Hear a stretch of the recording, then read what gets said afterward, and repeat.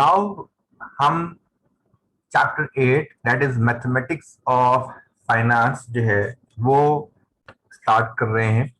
और इससे रिलेटेड कुछ थ्योरी है, थ्योरी बेस्ड कुछ काम है, तो हमें पहले जो है वो थोड़ा इसको समझना पड़ेगा। ठीक है, तो मैथमेटिक्स ऑफ फाइनेंस के अंदर हम इंटरेस्ट की कैलकुलेशंस करते हैं। ठीक है, सिंपल इंटरेस्ट, कंपाउंड इंटरेस्ट, और उसके साथ साथ फिर कंपाउंड अमाउंट निकालते हैं, ये फाइनल अमाउंट हमारे पास क्या आ रही है। इसी में एक और चीज आप सीखते हैं, दैट इज कॉल्ड द एन्युटीज, जिसे हम टाइम वैल्यू ऑफ मनी भी कहते हैं। ठीक है, तो स्टार्टिंग सबसे पहली चीज आपके पास क्या आती है, आपके पास एक चीज होती है जिसे आप कहते हैं सिंपल इंटरेस्ट।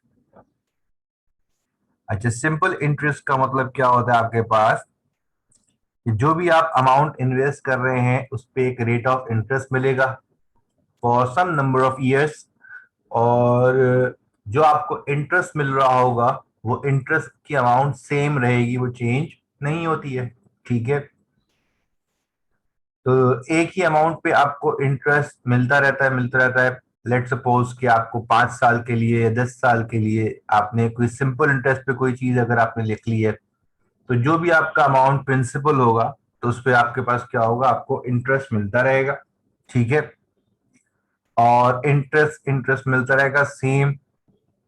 5 इयर्स के अंदर अगर आपको इंटरेस्ट मिलना है तो 5 साल का इंटरेस्ट और जो प्रिंसिपल है, जब हम दोनों को चीजों को मिलाएंगे तो it will become the total amount. Simple interest की कैलकुलेशन जो होती है उसमें हमें इंटरेस्ट पहले कैलकुलेट करना होता है, और इंटरेस्ट टोटल कैलकुलेट करने के लिए एक फॉर्मूला हम इस्तेमाल करते हैं, that is called principal into interest rate into number of years. ठीक है जी। अच्छा, आप इसी के अंदर आपके पास जो है वो वैल्यूज किसकी आ रही होती हैं, या आपके पास वैल्यूज जो आ रही होती हैं, या P stands for the principal. ठीक है जी, यहाँ पे P आपके पास जो होता है that is called principal amount, जिसके ऊपर आपको इंटरेस्ट मिलना होता है। जो I होता है वो आपके पास that is called the interest rate, और N जो होता है वो आपके पास नंबर ऑफ ईयर्स होते हैं। नॉर्मल नंबर ऑफ ईयर्स भी कह सकते हैं आप इसको, बल्कि अगर हम यहाँ पे जो है वो इसको नंबर ऑफ पीरियड्स कह ले तो ज्यादा बेहतर रहेगा। और जो कैपिटल आई है वो इंटरेस्ट है, अमाउंट ऑफ इंटरेस्ट। अब सिंपल कैलकुलेशन के अंदर प्रिंसिपल आ जाएगा आपको। प्रिंसिपल के अंदर जो है वो आपने क्या करना है, इंटरेस्ट रेट को मल्टीप्लाई करना है, और उसके साथ उसके नंबर ऑफ पीरियड्स को मल्टीप्लाई कर दें कि कितने नंबर ऑफ पीरियड्स को आपने जो है वो आपको इंटरेस्ट मिल रहा है, तो आपको टोटल इंटरेस्ट की अमाउंट मिल जाएगी। इंटरेस्ट की अमाउंट, कितना इंटरेस्ट आ रहा है। टोटल अमाउंट निकालने के लिए आपके पास जो फॉर्मूला होता है that is called amount equals to principal plus interest. जब हम अमाउंट लेते हैं तो अमाउंट का मतलब क्या होता है, अमाउंट की टर्म का मतलब ये है कि अगर हमने लेट सपोज 10,000 हमने कहीं इन्वेस्ट किए हैं सिंपल इंटरेस्ट के ऊपर, ठीक है जी, तो 10,000 मेरी प्रिंसिपल हो जाएगी, और अगर उसके ऊपर जो भी परसेंटेज है इंटरेस्ट की वो मैं 5 साल तक कैलकुलेट करूंगा, तो 5 साल का इंटरेस्ट प्लस प्रिंसिपल, ये कहलाती है टर्म अमाउंट की, टोटल अमाउंट। तो सिंपल इंटरेस्ट के अंदर हमारे पास क्या हो जाता है, सिंपल इंटरेस्ट के अंदर हमारे पास ये वैल्यू आ जाती है A equals to principal plus interest.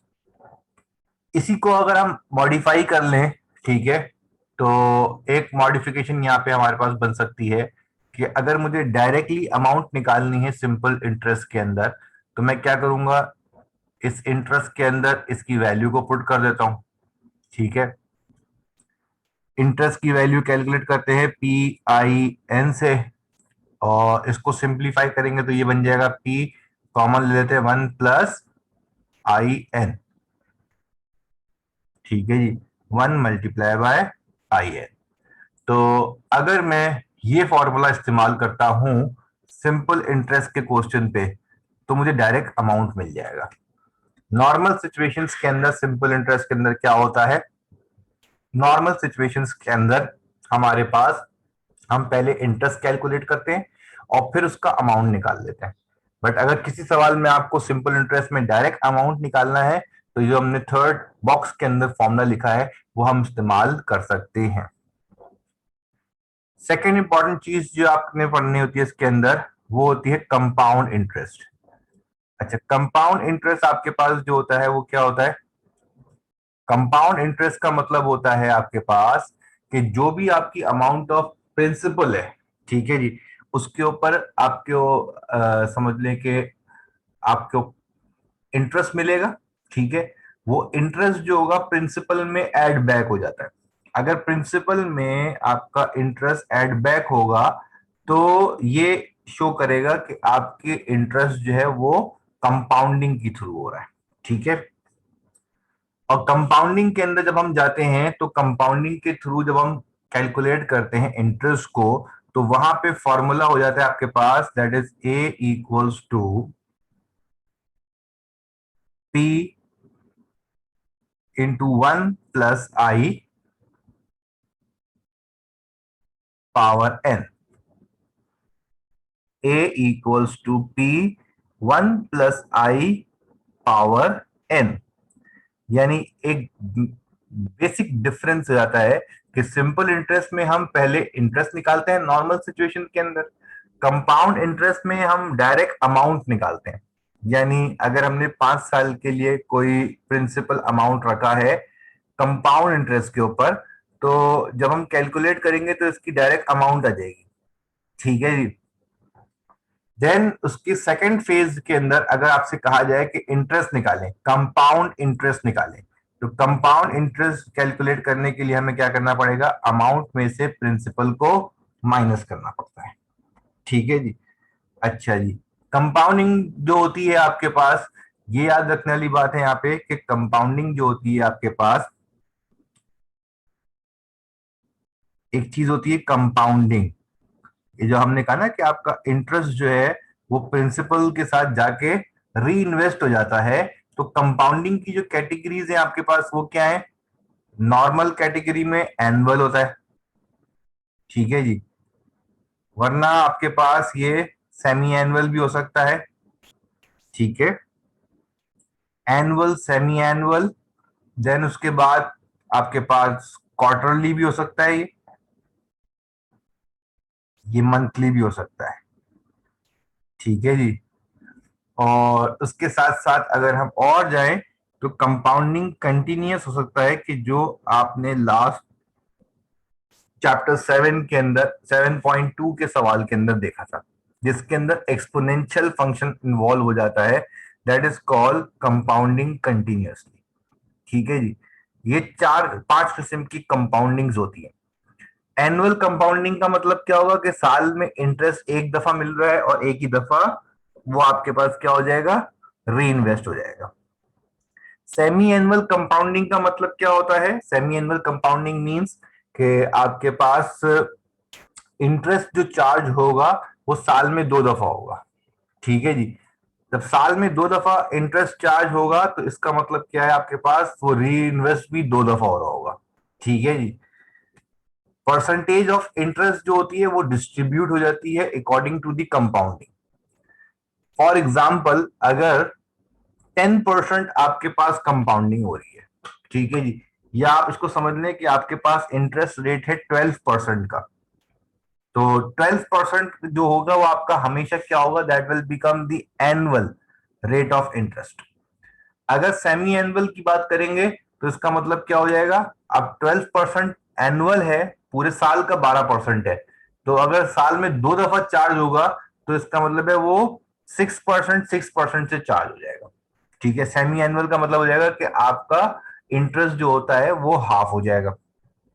Quarterly का मतलब हो जाएगा साल में 4 दफा, तो साल में 4 दफा का मतलब हो जाएगा कि 12% को अगर हम 4 में डिस्ट्रीब्यूट करें तो हर 3 महीने बाद हमें 3% जो है वो इंटरेस्ट मिल रहा होगा, और वो जाके ऐड हो रहा होगा हमारे प्रिंसिपल अमाउंट में।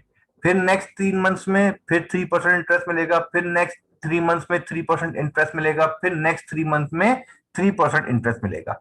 तो टोटल इंटरेस्ट जो होगा वो तो हमें 12% ही मिल रहा होगा, बट कंपाउंडिंग करने से, क्वार्टरली कंपाउंडिंग करने से वो साल में हमें ब्रेक करके 4 मतलब मिलेगा।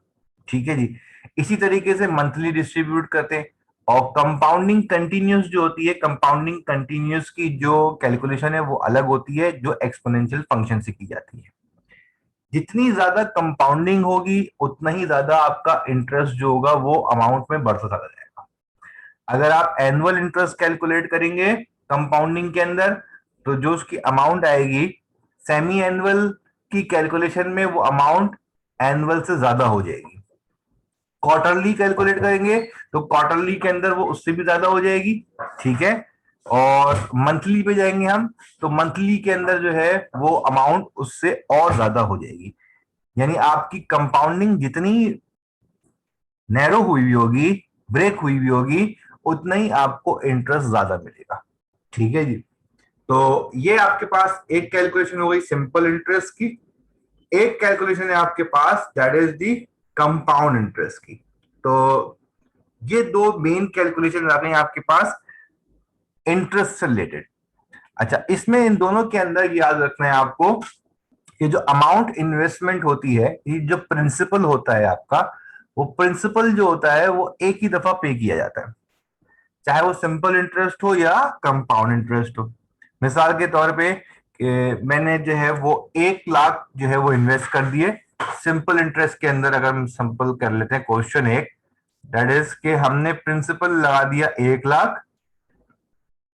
ठीक है। इंटरेस्ट रेट जो है वो मेरा है लेट सपोज 10%, और नंबर ऑफ पीरियड जो है वो 5 है। तो अब अगर मुझे इंटरेस्ट कैलकुलेट करना है, तो इंटरेस्ट कैलकुलेट करने के लिए PIN जो फॉर्मूला है उसकी बेसिस पे हम कैलकुलेट कर लेते हैं interest. That is 1 lakh multiply by 10%, का मतलब हो जाएगा 0.1। परसेंटेज है तो उसको हम 0.1 लिख लेते हैं। परसेंटेज का मतलब क्या है, डिवाइड बाय 100 मल्टीप्लाई बाय 5। तो जो अमाउंट हमारे पास आ जाएगी वो आ जाएगी 1 lakh multiply by 0.1 multiply by 5, that will become 50,000। ठीक है जी। ये हमारे पास क्या आ गया, इंटरेस्ट आ रहा है। ये जो 50,000 आ रहा है हमारे पास, that will become the interest. और अगर मैं कहूं कि भाई आफ्टर 5 इयर्स मेरी टोटल अमाउंट कितनी होगी, तो अमाउंट के लिए मेरे पास फॉर्मूला क्या हो जाएगा, P+I। और P+I करते हैं तो मेरे पास अमाउंट मिल जाएगी कितनी, 1 lakh plus 50,000। 1 lakh plus 50,000 will become 1,50,000। यानी आफ्टर 5 इयर्स अगर मैं 1 लाख इन्वेस्ट करता हूं 5 साल के लिए 10% के ऊपर, तो आफ्टर 5 ईयर मेरे पास जो अमाउंट आ जाएगी 1,50,000 मिल जाएगी, प्रिंसिपल और इंटरेस्ट को मिलाकर। सेम अगर यही चीज हम कंपाउंड इंटरेस्ट के फॉर्मेट पे देखें, तो कंपाउंड इंटरेस्ट के फॉर्मेट में सेम यही वैल्यूज ली मैंने। मेरा प्रिंसिपल था 1 लाख। ठीक है। और इंटरेस्ट मेरा 10% यानी 0.1, और n विल बिकम द 5। अब जब मैं यहाँ पे कैलकुलेट करूंगा तो मेरे पास फॉर्मूला क्या हो जाएगा, amount equals to principal 1+I। ये फैक्टर कहलाता है। ठीक है जी। I 1+I की पावर है। और अगर बुक में आप जाके देखेंगे तो बुक में आपको जो है वो इसका एक फैक्टर का टेबल भी मिल जाएगा। तो प्रिंसिपल आ जाएगा 1 लाख, 1+0.1 की पावर 5, यानी amount equals to 1 lakh into 1.1 की पावर 5। और यहां पे मैं थोड़ा सा इसको जल्दी कर लेता हूं, 1.1 raised to the power 5 multiply by 1 lakh. ठीक है जी। तो मैंने थोड़ा सा इसको जल्दी कर दिया। ठीक है, डायरेक्ट कर दिया है 161,051। ठीक है। यानी 5 साल बाद अगर मैं 1 लाख कंपाउंड इंटरेस्ट में इन्वेस्ट करूंगा तो after 5 years it will become 1,61,051। और अगर मुझे देखना है कि मुझे इंटरेस्ट कितना मिला है यहाँ पे, तो कंपाउंड इंटरेस्ट बेसिकली कैलकुलेट करने के लिए अमाउंट को प्रिंसिपल में से माइनस करके देख लेते हैं। That is 1 lakh minus, sorry, that is 1,61,000। ठीक है, 1,61,051 माइनस 1 लाख, तो ये हो जाएगा 61,051। तो आपको एक फर्क यहां पे नजर आ जाएगा कि अगर हम प्रिंसिपल सेम रखते हैं, इंटरेस्ट रेट सेम रखते हैं और नंबर ऑफ पीरियड्स भी सेम रखें, तो सिंपल इंटरेस्ट के अंदर जो इंटरेस्ट 5 साल में 50,000 मिल रहा है, कंपाउंडिंग करने से ये इंटरेस्ट 61,000 का हो जाएगा। ठीक है, और ये जो कंपाउंडिंग है ये हमने अभी कंपाउंडिंग करी है सिंपल कंपाउंडिंग एनुअली, पूरे साल को अंदर हम जो है उसको कंपाउंड कर रहे हैं। सही है, तो अभी सिंपल कंपाउंडिंग के अंदर ही फर्क कितना आ गया आपके पास, 61,000, यानी सिंपल इंटरेस्ट और कंपाउंड इंटरेस्ट का जो फर्क आ गया वो आ गया तकरीबन 11,000 का। ठीक है, अगर मैं कंपाउंडिंग सेमी एनुअल, क्वार्टरली या मंथली पे जाऊंगा तो ये अमाउंट और ज्यादा हो जाएगी, थोड़ी सी फ्रैक्शन अमाउंट बढ़ जाएगी, हो सकता है 61 के बजाय 64 हो जाए, 65 हो जाए, अगर हम कंपाउंडिंग कर ले इसकी तो। सेमी एनुअल, क्वार्टरली या monthly, semi annual, quarterly, monthly, compounding का मतलब क्या है कि इंटरेस्ट इस बेसिस पे आपको मिल रहा होगा। यानी क्वार्टरली मतलब हर 3 महीने बाद इंटरेस्ट चार्ज हो रहा होगा, मंथली मतलब हर महीने आपको मंथली जो है इंटरेस्ट मिल रहा होगा। हर महीने जो इंटरेस्ट मिल रहा होगा वो परसेंटेज को भी डिस्ट्रीब्यूट करके मिल रहा होगा। ठीक है जी, अब ये 10% जो इंटरेस्ट है, जो सवाल हमने लिया यहाँ पे, ये पूरे साल का है। ठीक है, तो अगर कंपाउंडिंग इसकी करते हैं हम, और इसकी कंपाउंडिंग करने में आपके पास हम जाते हैं मंथली कंपाउंडिंग के ऊपर, तो अब मंथली कंपाउंडिंग के अंदर क्या होगा, इस मंथली कंपाउंडिंग के अंदर जो है वैल्यू ऐसा नहीं है कि हर महीने आपको 10% मिल रहा होगा। हर महीने आपको 10% नहीं मिलेगा, आपका 10% जो होगा डिवाइड कर देंगे हम 12 से, तो हमें पता चल जाएगा कि 10% को अगर मंथली डिवाइड कर दें तो हमें कितना इंटरेस्ट पर मंथ मिलना चाहिए। ठीक है जी, ये तो दो हो गए आपके इंटरेस्ट के पार्ट, जिसके अंदर आपके पास प्रिंसिपल अमाउंट जो होती है वो एक ही दफा दी जाती है। दोनों एग्जांपल्स के अंदर भी मैंने बता दिया आपको कि 1 लाख जो प्रिंसिपल था, वो 1 लाख प्रिंसिपल हमने एक दफा दिया 5 साल के लिए। ठीक है जी, अब एक चीज इसके अंदर और है आपके पास यहाँ पे, ठीक है, चैप्टर 8 में, दैट इज कॉल्ड एन्युटीज। ठीक है जी, एन्युटीज का मतलब क्या होता है आपके पास, एन्युटीज का मतलब है पीरियोडिक पेमेंट्स, मेन डिफरेंस। ठीक है जी, एन्युटीज का मतलब जहां पे पीरियोडिक पेमेंट्स इन्वॉल्व हो जाए। सिंपल इंटरेस्ट, कंपाउंड इंटरेस्ट के अंदर तो प्रिंसिपल अमाउंट होती है जो कि आप एक दफा इन्वेस्ट करते हैं।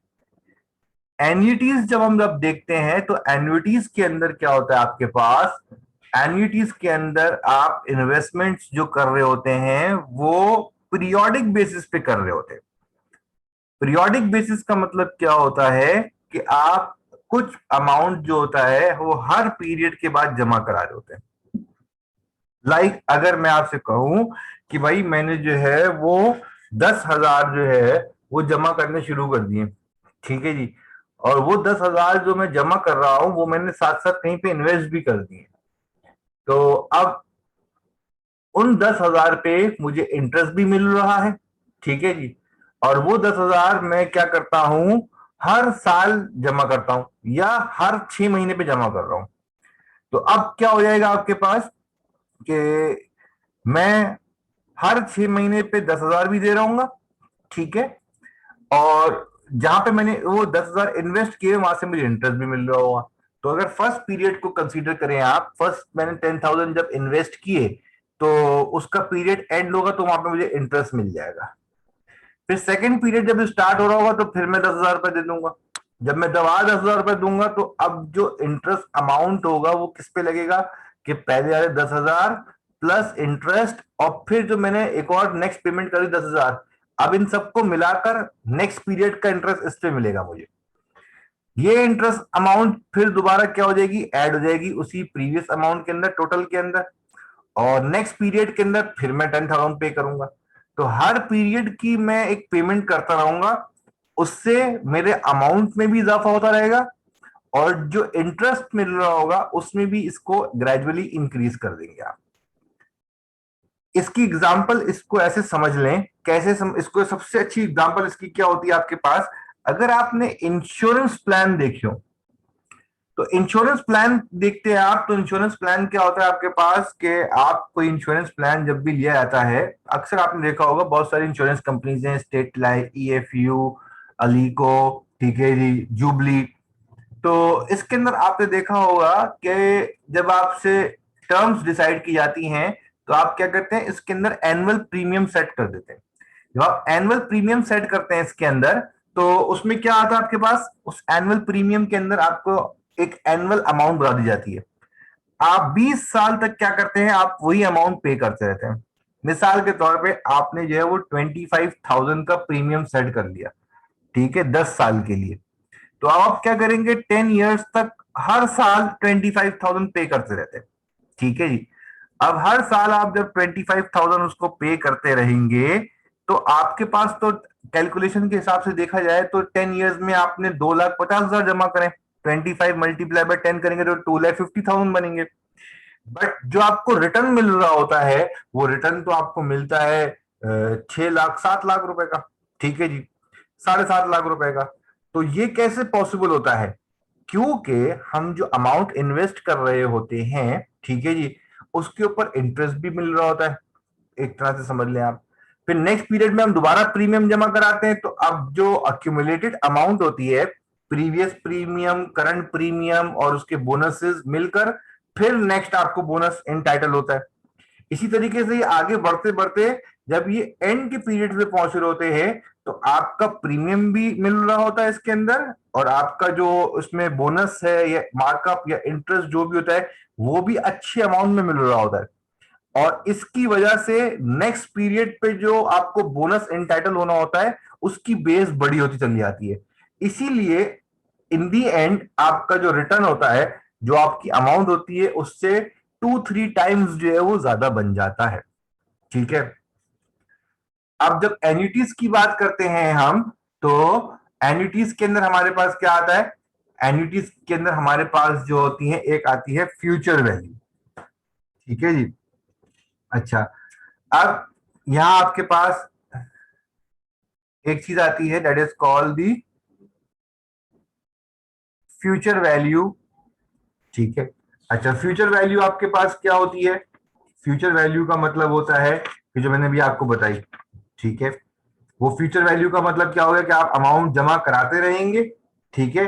जब आप अमाउंट जमा कराते रहेंगे, तो अमाउंट जमा कराने में क्या आ जाएगा आपके पास, अमाउंट जमा कराते कराते आपके पास जो है वो वैल्यू बन जाएगी, ठीक है। और वो वैल्यू जो होगी, वो कैसी बन रही होगी आपके पास, 2,50,000 की अमाउंट थी और आपकी फ्यूचर वैल्यू जाके बन गई 7,50,000। तो बेसिकली उसका फॉर्मूला क्या होता है, फॉर्मूला होता है future value equals to R, ठीक है जी, इंटू 1 + i की power n -1 divided by I, ठीक है जी। फ्यूचर वैल्यू ये आपके पास कहलाती है ऑर्डिनरी एन्युटी का फॉर्मूला, सही है। अच्छा, फ्यूचर वैल्यू का मतलब क्या है कि जब हम सारी पेमेंट जमा करेंगे, तो उसके बाद जब पीरियड खत्म होगा, तो उस वक्त उसकी वैल्यू क्या बनेगी। आर यहाँ पे आपके पास क्या होता है, ये जो हमने पीरियोडिक पेमेंट्स लिखी हैं, बेसिकली पीरियोडिक पेमेंट्स जो होती हैं वो क्या होती हैं हमारे लिए, यहाँ पे आर होती है। आई इंटरेस्ट रेट होगा, N number of periods. Future value इसी तरीके से हमारे पास एक और तरीके की कैलकुलेट की जाती है, जिसे हम कहते हैं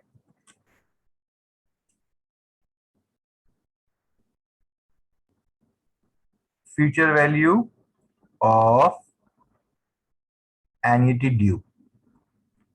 ठीक है जी।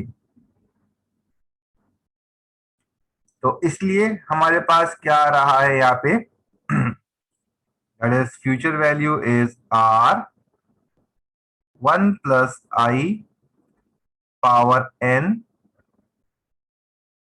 -1, एक मिनट,